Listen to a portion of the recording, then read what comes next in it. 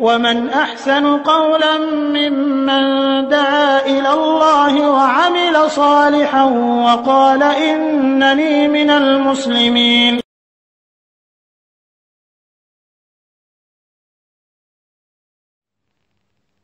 ওয়ালাইকুম আসসালাম রহমতুল্লাহ বারাকাতুহ।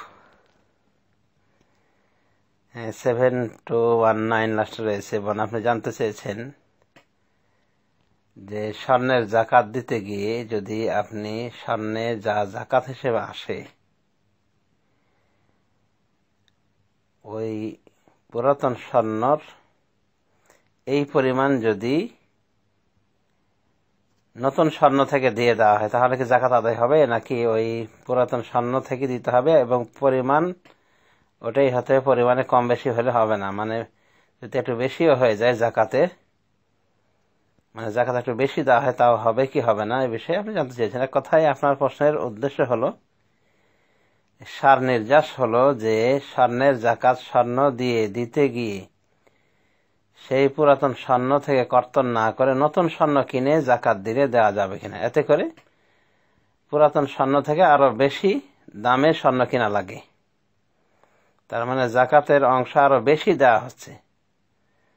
তো এটা বৈধ আছে কিনা? হ্যাঁ, এটা তো অবশ্যই বৈধ। এবং এরকম ভালো মানুষ আর কয়জন আছে বোন আপনার মতো যে আপনি পুরাতন স্বর্ণের জাকাত দিচ্ছেন নতুন স্বর্ণ দিয়ে?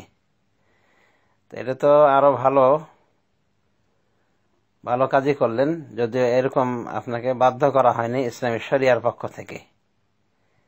আপনাকে বাধ্য করা হয়নি যে আপনি আপনার পুরাতন স্বর্ণের জাকাত আদায় করবেন নতুন স্বর্ণ দিয়ে, বরং আপনার কর্তব্য হলো পুরাতন স্বর্ণের উপরে জাকাত খরচ হয়েছে ওই পুরাতন স্বর্ণ থেকে দিবেন, বা যে জাকাতের যে অংশটুকু বের হবে টাকা দিয়ে দিবেন।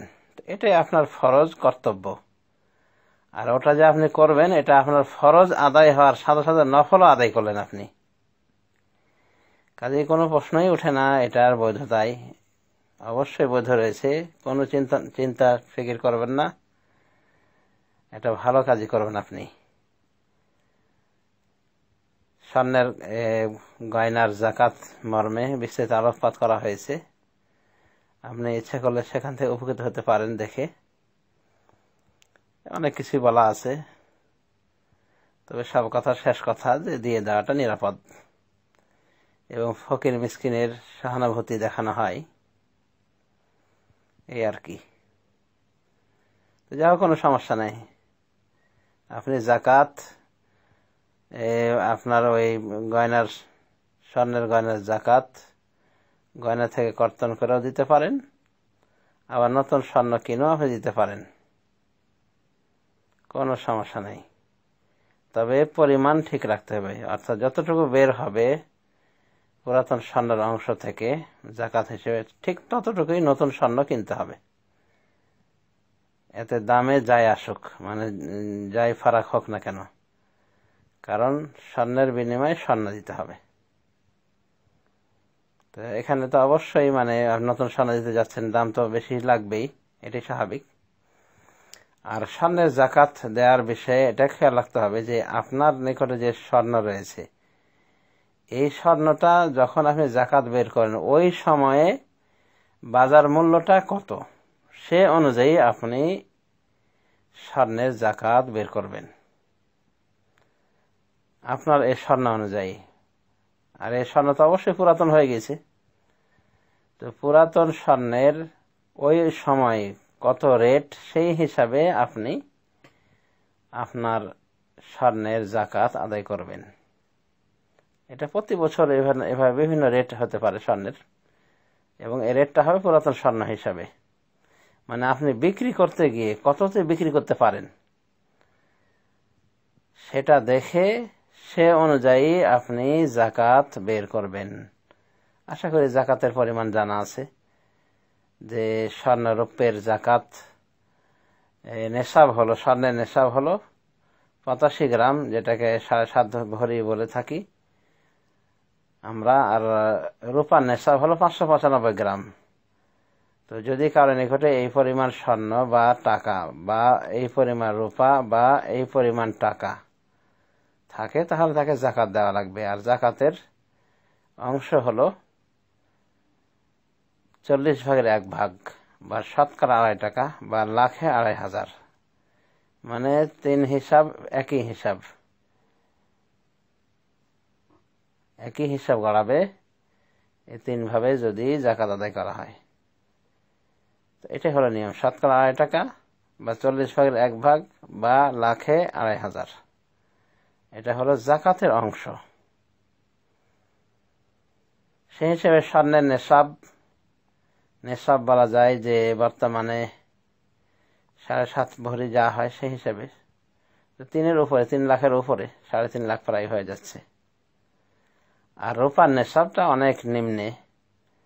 রূপার নেশাব কেউ কেউ বলেছেন, আমি তো দেখিনি বাজার, তবে কারো কারো মুখে শুনেছি, কোনো দিনী ভাই বলেছেন যে 80,000, 90,000, 1 লাখ পর্যন্ত কেউ কেউ বলেছেন। তো ধরলাম 1 লাখ, তার মানে 1 লাখ টাকা যদি কারোর নিকটে স্টক থাকে এবং 1 বছর অতিক্রান্ত হয়, চন্দ্র বছরের 1 বছর অতিক্রান্ত হয়, তাহলে তাকে যাকাত দেয়া লাগে। অনুরূপভাবে কারোর নিকটে যদি স্বর্ণ থাকে 7.5 ভরি বা তার পরিমাণ যেটা আনুমানিক বলা হলো 3 লাখ বা 3.5 লাখ, তাহলে দিতে পারে। এখন কথা হলো যে আমাদের হাতে যে টাকা রয়েছে এটা কি স্বর্ণ নাকি রূপা? দুটো হওয়ারই সম্ভাবনা রয়েছে। এই জন্য উলামায়ে দ্বীন কেউ কেউ এদিকে গিয়েছেন যে স্বর্ণের নেশাবে যাকাত দেওয়া উচিত, কারণ স্বর্ণ রূপায় বর্তমান জামানায় আকাশ পাতাল ব্যবধান হয়ে গেছে। রূপার ক্ষেত্রে কোনো স্থিতিশীলতা নাই, মানে একেবারেই বেকার হয়ে যাওয়ার পর্যায়ে চলে গেছে রূপার খুব একটা ব্যবহার হয় না, কদর হয় না, যার ফলে রূপার মূল্য অনেক ডাউনে চলে গিয়েছে, যেটা আল্লাহ নবী সাল্লাল্লাহু আলাইহি ওয়াসাল্লামের জামানায় এবং তৎপরবর্তী জামানাতে ছিল না, মানে এত আকাশ পাতাল তফাৎ ছিল না। তো এই হিসেবে কিছু কিছু উলামায়ে দ্বীন বলেন যে স্বর্ণ দিয়ে দেওয়াটাই উচিত, কারণ এর একটা ভারসাম্যতা রয়েছে। আবার কিছু উলামায়ে দ্বীন বলেন যে না, ফকির মিসকিনের হক যেখানে তাড়াতাড়ি ফিরে আসবে, তাড়াতাড়ি যেখানে হবে, যে নেশাবে হবে সেই নেশাব অনুযায়ী যাকাত দেওয়া উচিত। সেই হিসেবে সৌদি আরবের শেখরা বলেন যে রূপার নেশাবে টাকার যাকাত দেয়া ভালো, উচিত। এক কথায় আশা করা যায় 2 নেশাবের যে কোনো নেশাবে যদি কেউ আদায় করে ইনশাআল্লাহ তার যাকাত আদায় হয়ে যাবে। ধন্যবাদ আপনার প্রশ্ন করার জন্য। আশা করি প্রশ্নের উত্তর পেয়েছেন বোনাস সহ। ধন্যবাদ। হাযা ওয়া সাল্লাল্লাহু আলা নবিয়িনা মুহাম্মদ ওয়া আলা আলিহি ওয়া সাহবিহি।